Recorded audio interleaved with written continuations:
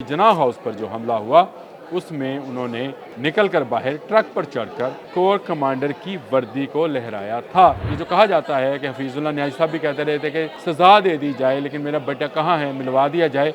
मुलाकातें उनकी होती रही हैं। हफीजुल्लाह न्याजी बहुत अच्छे इंसान हैं, हमेशा पॉजिटिव बात करते हैं, लेकिन तरबियत में कहीं ना कहीं कोई कमी रह गई है। वो मज़ाहिया ड्रामों का एक जुमला है, गंदी औलाद ना मज़ा ना स्वाद। समझ ये लिया गया कि शायद पाकिस्तान उनके बाप की जगीर है और इसी जगीर में उन्होंने कोर कमांडर जना हाउस पर हमला किया और उसकी वर्दी को लहराया।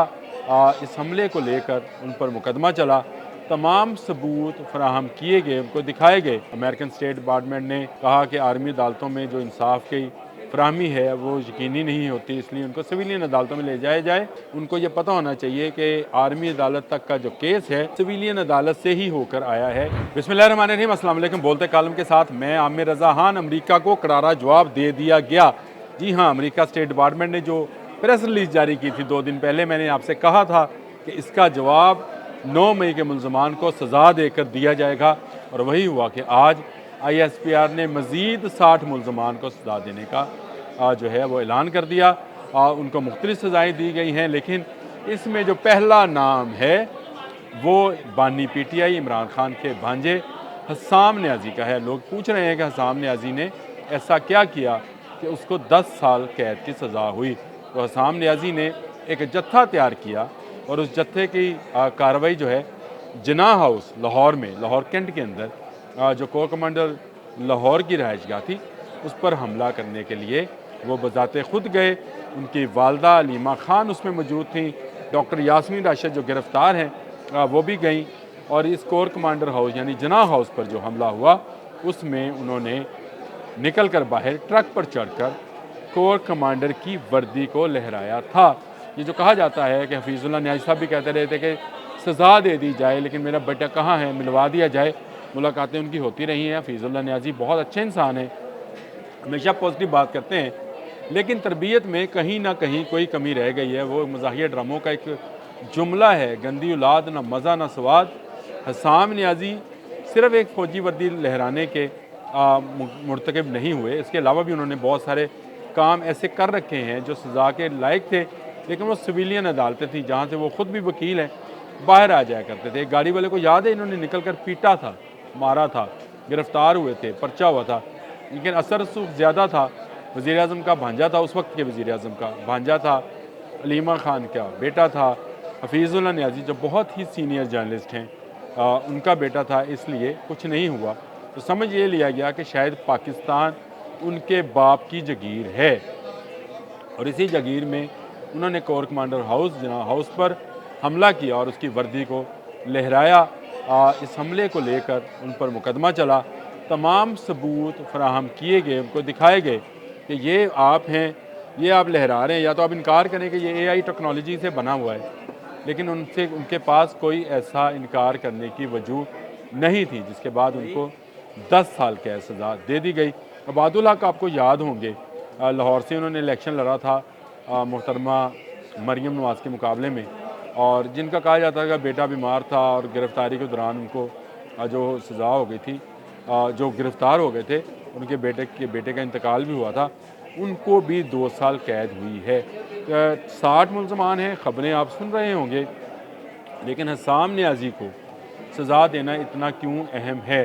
वो इसलिए अहम है कि वो एक ऐसे खान वादे से तल्लुक़ रखते हैं जिसके शख्स ने इस मुल्क में वज़ारत उज़्मा का ओहदा संभाला था, जिसके बाद ये ख़ानदान ये समझ रहा था कि पाकिस्तान में वो जो चाहें कर सकते हैं, किसी दूसरे को ऐसा करने की इजाज़त नहीं है। यानी वो ऐसा काम भी कर सकते हैं जो मुल्क की सालमियत के लिए ख़तरा हो। उनके मामा जो हैं, मामू जो हैं, जो पूरी कौम को मामू बनाना चाहते थे, वो आजकल अडयाला में होते हैं। वो भी यही काम करते हैं। उन्होंने कभी सिविल नाफरमानी की बात की, कभी कहा मेरे नौजवानों निकलो, आपका हक है। कभी उन्होंने शेख मुजीब जो हैं बांग्लादेश वाले, उनकी हमायत की, कभी कुछ किया कभी कुछ किया। वो भी इसी तरह के बयानात के बायस जो हैं इस वक्त अंदर हैं। लेकिन आज जो जवाब दिया है आर्मी अदालतों ने, ये किसी सियासी पार्टी को नहीं दिया, ये उस मुल्क को दिया है जो खुद को खुद साख्ता जो है सुपर पावर समझता है, क्योंकि हम किसी को अल्लाह के सिवा सुपर पावर नहीं समझते हैं। अमेरिकन स्टेट डिपार्टमेंट ने कहा कि आर्मी अदालतों में जो इंसाफ की फराहमी है वो यकीनी नहीं होती, इसलिए उनको सिविलियन अदालतों में ले जाया जाए। उनको ये पता होना चाहिए कि आर्मी अदालत तक का जो केस है सिविलियन अदालत से ही होकर आया है, जिसमें सिविलियन अदालतों ने उन्हें सज़ाएँ सुनाने का कहा था। अगर आपको याद है तो आईनी अदालतों का ये फ़ैसला आया और उसके बाद अमेरिका ने उसको मुबहम करने के लिए स्टेट डिपार्टमेंट ने इस तरह की बात घड़ी थी। ख़त लिखा गया था जिस पर लुटियाँ डाली गई थी कि अब सज़ा नहीं होगी, जिनको 50 को पहले होनी थी हो गई, अगले ने टुंग दिता जे हसाम न्याजी में। जी हाँ, जिन्होंने सज़ा देनी थी उन्होंने हसाम न्याजी को भी सज़ा दे दी है। गो उनको अपील का हक़ हासिल रहेगा, वो अपील कर सकते हैं, लेकिन इतने वाज़िया सबूतों के बाद वो क्या अपील करेंगे? क्या ये कहेंगे कि वो जो वीडियो में नज़र आता हुआ वो पेंट लहराता हुआ शख्स है वो हसाम न्याजी नहीं कोई और है, वो AI टेक्नोलॉजी है? क्या हलीमा खान इससे इनकार करती हैं कि उनका बेटा उस जत्थे में शामिल था, बल्कि उस जत्थे को लीड कर रहा था जिसने जिन्ना हाउस लाहौर पर हमला किया? वो कीमती नवादरात जो कायदे आज़म रहमतुल्लाह अलैह से जो है मंसूब थे उनको जलाया गया। कोर कमांडर के कपड़ों की, उनके कमरों की, उनके फ्रिज की जो है लूट मार तक की गई और उसकी वीडियोस बनाकर सोशल मीडिया पर अपलोड की गई। भारत को खुश किया गया। जी हाँ, इससे सबसे ज़्यादा खुश कौन होगा? भारत होगा। समझा ये जाने लगा था, कभी इनकलाब बांग्लादेश की बात की जाती थी, कभी इनकलाब पता नहीं फ्रांस की बात की जाती थी, तो ये कोई बनाना रिपब्लिक तो थी नहीं जो अपने मुल्ज़मान को, अपने मुजरमान को ऐसे ही छोड़ देगी। तो अदालतों ने फ़ैसला दे दिया है और आज आर्मी अदालत का ये फ़ैसला जो है इस बात की वाज़िया निशानी है कि भांजा तो गया, मामू भी जाने वाला है। हाँ जी हाँ, मामू को भी अब अदालतों में तलब किया जाएगा और मामू की बारी आ गई है। मैंने आपसे कहा था मेरे इल्म में 104 थे, आज 110 हो गए हैं।